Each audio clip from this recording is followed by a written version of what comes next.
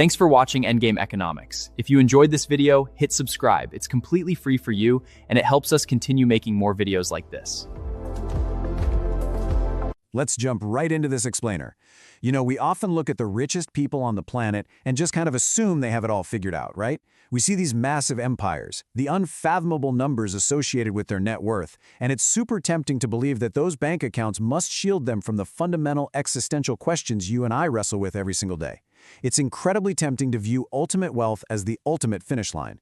But today, we're going straight to the core of a massive paradox. As we unpack the story of Jeff Bezos and the sheer gravity of the empire he built, we're going to see that the pursuit of absolute perfection, that drive to optimize literally every facet of existence, carries a really heavy hidden cost. So, picture this, a gigantic superyacht. I mean, a vessel so unimaginably massive that it actually requires its own separate support ship just to follow it around. It's floating out there in complete, eerie silence in the dead of night. The helicopter pad lights are glowing softly, but the champagne glasses on the deck, totally untouched. The ocean around it is just black, cold, and endless. We're starting with this slow, deeply atmospheric vibe of ultimate isolating wealth because, well, we need to immediately challenge our base assumptions about what success actually looks like. I mean, this is supposed to be the absolute pinnacle, right? The private jets, the sprawling estates, the billions in reserve, and yet sitting alone in that exact level of luxury, totally removed from the daily frictions of normal society, a lot of ultra-wealthy people face this profound echoing emptiness. Think about it. You have the ability to command literal armadas of resources. You can hire the absolute smartest minds on Earth, bend global supply chains to your will, and solve almost any logistical problem on the planet.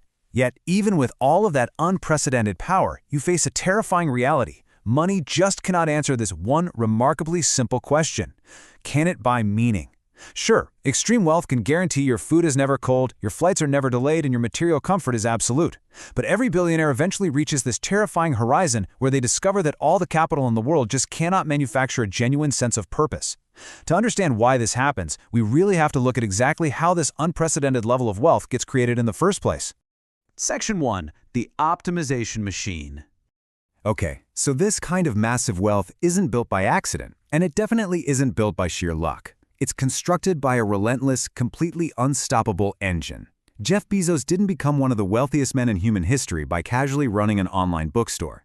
No, he built a machine specifically designed to consume friction itself. Just look at these core obsessions: efficiency, systems, scale, and optimization. At Amazon, the whole culture was built on tracking every single movement down to the literal millisecond. Warehouse routes were mathematically perfected just to shave off seconds of walking. Every single click on the website was measured, analyzed, and refined. Bezos basically looked at the globe, saw an ecosystem full of delays, waiting, and human error, and he set out to systematically eradicate all that inefficiency. It was, without a doubt, an absolute triumph of industrial and digital engineering.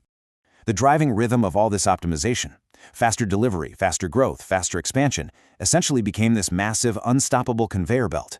It totally reshaped global commerce, changing our very expectations of how quickly we can get exactly what we want. But there is a severe psychological danger hidden inside this rhythm. When you spend 30 years relentlessly optimizing the external world, when your entire existence is devoted to eliminating friction, speeding up processes, and scaling output, it becomes incredibly easy to completely neglect your internal world. You become a master of systems, but human beings, we aren't supply chains. So what exactly happens to the human mind when the machine is perfected, but the builder realizes they are still just a person? Section 2. The Wealth Trap. When money stops feeling real. There's actually a deeply ingrained psychological phenomenon that perfectly explains why luxury rapidly loses its emotional impact. It's called hedonic adaptation. This is the psychological process where the human brain rapidly normalizes success, leading to a dangerous cycle of more achievement but way less emotional reward. Basically, it proves that a billionaire's brain operates exactly like yours does. As humans, we're biologically wired to adapt to our baseline comforts. Think about the first time you might fly in first class. It feels like an absolute miracle, right? By the 10th time, you're annoyed that the warm nuts aren't quite warm enough. When money can buy literally anything, the whole concept of a purchase just stops feeling special. The brain normalizes extraordinary success frighteningly fast, and this creates a highly dangerous cycle where a person achieves massively more, yet feels significantly less emotional reward for that achievement. Making your first million completely and fundamentally transforms your life. It's that sudden rush of warmth, safety, freedom, and the absolute elimination of financial anxiety. It means your family is secure. But making your 100th billion? That is a remarkably different experience. At that point, it's mostly just cold numbers changing on a digital ledger. The emotional temperature stays entirely flat. You can't eat more meals, you can't sleep in more beds, and you certainly can't buy a second son. The diminishing returns of extreme wealth are incredibly steep. This reality leaves powerful, incredibly driven people frantically searching for a new frontier, something that money just cannot manufacture for them. So, where do they turn? Section 3. Chasing the Stars, the Escape Attempt. This is precisely why so many billionaires, including Bezos with Blue Origin, eventually become deeply obsessed with space. It is way more than just a new business venture or a fun hobby. It's actually a profound philosophical quest. When you've conquered global commerce, when there are literally no earthly mountains left for your ego to climb, and no final level of the economy left to beat, you face this strange echoing emptiness at the absolute top. The pursuit of space is fundamentally a desire for transcendence. It taps right into these massive concepts of legacy, purpose, and even immortality. It's a grand attempt to escape ordinary human limits. Because when you've optimized everything down here on Earth, you look up to the stars to find an answer to why you exist beyond just generating more capital. Section 4. The price of success. Becoming a machine. You know, we as the public really only get to see the sleek yachts and the towering rockets. But to build the ultimate machine, you often have to operate like one yourself. And that requires tremendous hidden sacrifices.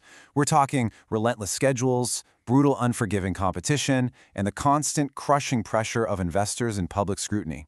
But the absolute highest cost is undoubtedly the deep isolation. As you climb to the absolute peak of wealth, your relationships fundamentally change. Suddenly, everyone wants something from you. Genuine, honest conversations become incredibly rare. You end up living inside this carefully controlled, highly sterile reality. Sure, you possess unlimited access to every physical comfort imaginable, but you have very, very limited access to normal, grounded human life. And here is the fundamental flaw in the pursuit of ultimate optimization. Human happiness was never designed around infinite wealth. It was designed around connection, purpose, growth, struggle, and belonging. This cuts straight to the core of our biology. We are fundamentally wired to need struggle, to push against obstacles, to experience growth, and above all, to find belonging and connection with other people. We are absolutely not wired for infinite frictionless luxury in a vacuum. When you eliminate all friction from your life, you also eliminate the traction needed to move forward emotionally. Think about it. A life without friction is a life without traction. Without challenges to overcome alongside the people we care about, the human spirit essentially just stalls out. Section 5.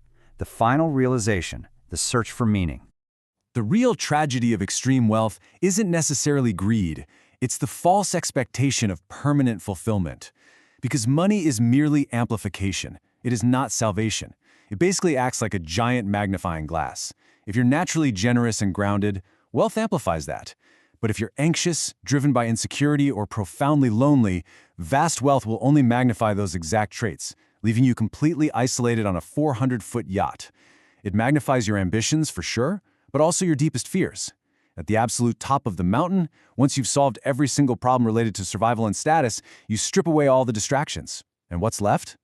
You are just a human being, staring into the mirror, facing the exact same existential questions as everyone else. As we wrap up this explainer, I want to leave you with a lingering thought to carry with you today. If money only amplifies what's already inside you, and if infinite wealth cannot actually buy meaning, then beyond basic survival and societal status, what is it that you are truly searching for? What would actually make you feel fulfilled? Let that question sit with you for a while. Thanks so much for joining me, and I really hope this provided a fascinating new perspective on the true price of perfection.